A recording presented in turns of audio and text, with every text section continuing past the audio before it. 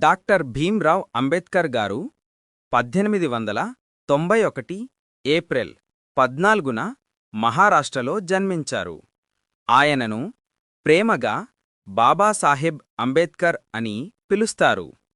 చిన్నప్పటినుండి ఆయనకు చదువుపై ఎంతో ఆసక్తి ఉండేది.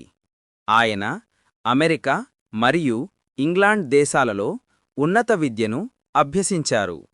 ఆయన భారత రాజ్యాంగ ప్రధాన రచయిత, చీఫ్ ఆర్కిటెక్ట్. సమానత్వం, స్వేచ్ఛ, సోదరభావం కోసం జీవితాంతం పోరాడారు. అణగారిన వర్గాల హక్కుల కోసం ఆయన గొప్ప ఉద్యమాలు చేశారు. ఆయన గొప్ప న్యాయవాది, ఆర్థిక శాస్త్రవేత్త, సామాజిక సంస్కర్త. ఆయన భారత తొలి న్యాయశాఖ మంత్రిగా సేవలు అందించారు.